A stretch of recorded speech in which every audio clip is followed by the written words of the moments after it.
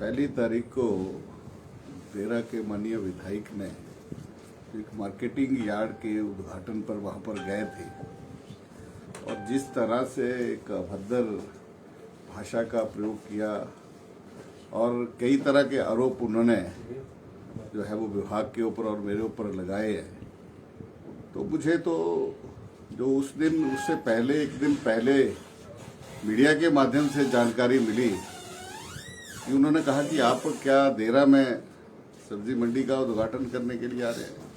तो मैंने कहा मेरी जानकारी नहीं है। तो उन्होंने पूछा क्या इसके लिए किसी को अधिकृत किया है, तो मैंने कहा कि विभाग से आप इस बात की जो है वो जानकारी ले सके,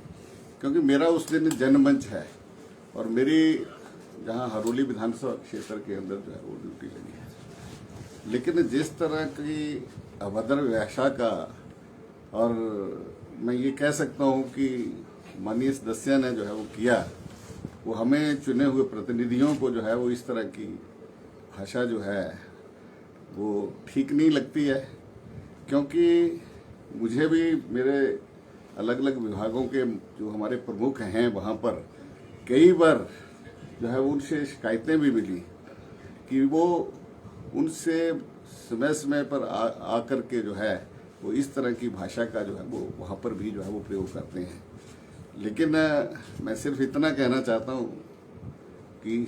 श्यार सिंह जो हैं वो श्यार कभी सिंह नहीं हो सकते, और सिंह श्यार की अपनी एक आदतें होती हैं और उस आदतों के अनुसार उन्होंने अपने स्वभाव के अनुसार इस तरह की जो है वो बेहुदा टिप्पणियां जो है वो की है, जो मुझे लगता है कि ऐसे चुने हुए प्रतिनिधियों के लिए जो है वो ठीक नहीं है। मैं इससे ज्यादा जो है वो इसके बारे में जो कहना नहीं चाहता। सर, देरा के विधायक ने जो पार्टी के नेता हैं रविंद्र रवि, उन्हें भी चुनौती दी है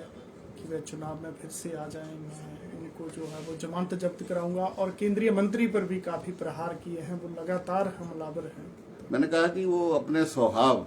के अनुसार, क्योंकि शहर का जो स्वभाव होता है उसी के अनुसार कार्य कर रहे हैं। उन्होंने पहले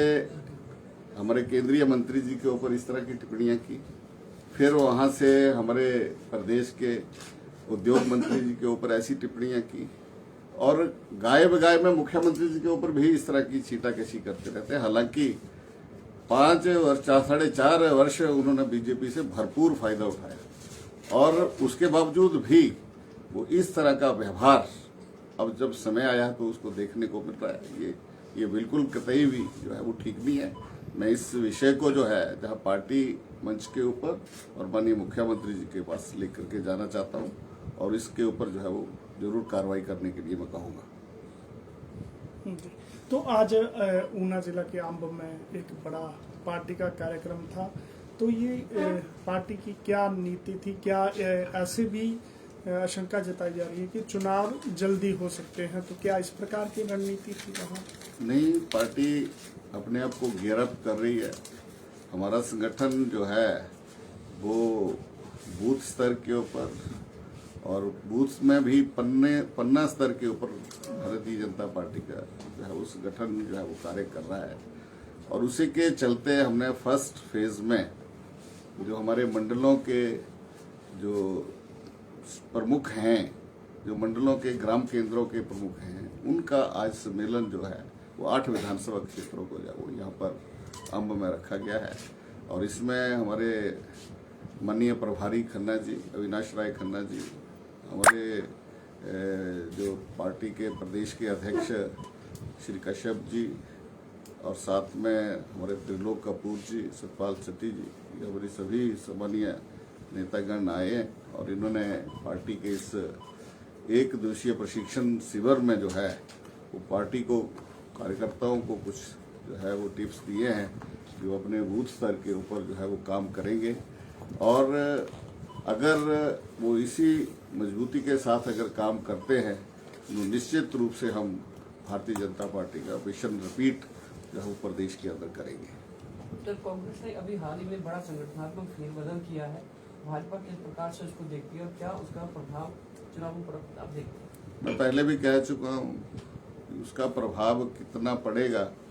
आपने पंजाब में देख लिया है, अब हिमाचल की बारी है। वास्तव में कांग्रेस बिखरी हुई है और एक उसको हम कह सकते हैं कि एक अपीजमेंट या अपीज करने के लिए कि सबको कि कहीं भाग ना जाए, कहीं और तरफ ना चले जाए, इस करके। नहीं तो कभी ऐसा होता नहीं है कि पिछली बार भी एक अध्यक्ष थे चुनाव के दिनों माननीय वीरभद्र जी, उसमें स्वर्गीय वीरभद्र जी, और उसमें कोई कार्यकारी अध्यक्ष नहीं थे। लेकिन इस बार ये पंजाब में भी यही व्यवस्था लाई गई और हिमाचल में लाई गई है। मैं समझता हूँ कि जो चीज़ पंजाब में फेल हो चुकी है वो हिमाचल में कहाँ कामयाब हो। तो पूर्व मुख्यमंत्री वीरभद्र सिंह के परिवार को श्रद्धांजलि दी गई है प्रदेश कांग्रेस की, तो क्या यहाँ तो पता ही नहीं लग रहा कि सरदारी किसको है। मैंने कहा कि पता ही नहीं है कि सरदार कौन है। यहाँ सभी सरदार हैं और आपने देखा कि सभी सरदार जो थे वो अपनी सेना लेकर के अपना स्वागत जो था वो अलग अलग से करवा रहे थे। और यही अब आए दिनों में देख रहे हैं। आपने देखा कि अब पार्टी कार्यालय में कौन पहले पहुंचता है, अब लड़ाई इस बात की है। अब आप देखते जाइए, अभी तो क्या पार्टी शुरू हुई है। आपने कहा था कि कुछ लोग जो है वो कांग्रेस के भी भाजपा के संपर्क में हैं, यानी ऐसा विस्फोट भी हो सकता है, तो ये कब तक ऐसा जो है बड़ी जल्दी आपको ये सब चीजें देखने को मिलेंगी। और अभी तो चुनाव की प्रक्रिया शुरू नहीं हुई है, जब शुरू हो जाएगी तब ये सारी चीजें जो है हमें देखने को मिलेंगी।